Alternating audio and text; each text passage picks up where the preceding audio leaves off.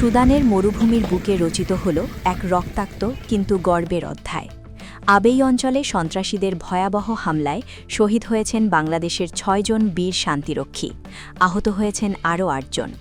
এই হামলা ছিল পরিকল্পিত, নির্মম এবং সরাসরি বাংলাদেশ সেনাবাহিনীর ক্যাম্পকে লক্ষ্য করেই চালানো হয়। তবে এই খবরের আরেকটি দিক রয়েছে। পাল্টা জবাবে সন্ত্রাসী বাহিনী আরএসএফ কার্যত তছনছ হয়ে গেছে। হামলার শুরুটা ছিল অতর্কিত। গভীর রাতে মরুভূমির নীরবতা ভেঙে চারদিক থেকে গুলির বৃষ্টি নামিয়ে আনে সন্ত্রাসীরা। অ্যান্টি ট্যাঙ্ক অস্ত্র, ভারী মেশিনগান আর বিস্ফোরণের শব্দে কেঁপে ওঠে পুরো এলাকা। তাদের উদ্দেশ্য ছিল স্পষ্ট: বাংলাদেশি শান্তিরক্ষীদের ক্যাম্প দখল করা, আবেই এলাকার নিয়ন্ত্রণ নেওয়া এবং সাধারণ মানুষকে জিম্মি করা। এই হামলার পেছনে রয়েছে সুদানের কুখ্যাত সশস্ত্র গোষ্ঠী আরএসএফ, যারা আগেও একাধিক এলাকায় মানবাধিকার লঙ্ঘন আর হত্যাযজ্ঞ চালিয়েছে। তারা ভেবেছিল হঠাৎ আক্রমণে বাংলাদেশি ক্যাম্প ভেঙে পড়বে, কিন্তু তারা ভুলে গিয়েছিল একটি বিষয়: এই ক্যাম্প পাহারা দিচ্ছে বাংলাদেশ সেনাবাহিনী। হামলার প্রথম ধাক্কাতেই আমাদের কয়েকজন বীর সেনা শহীদ হন, তবুও ১ ইঞ্চি জমি ছাড়েননি তারা। রক্তে ভেজা বালুর ওপর দাঁড়িয়েই বাংলাদেশি শান্তিরক্ষীরা দ্রুত পজিশন নেন এবং শুরু করেন পাল্টা আঘাত।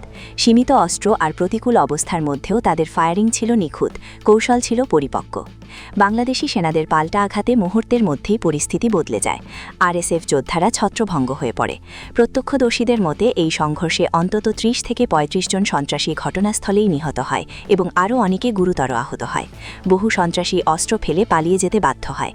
এটিই ছিল সেই পাল্টা জবাব, যেখানে আরএসএফ পুরোপুরি তছনছ হয়ে যায়। কিন্তু এই বীরত্বের মূল্য ছিল অত্যন্ত চড়া। আমরা হারিয়েছি ৬ জন সাহসী সেনা সদস্যকে, যারা জীবন দিয়ে সাধারণ মানুষের নিরাপত্তা নিশ্চিত করেছেন।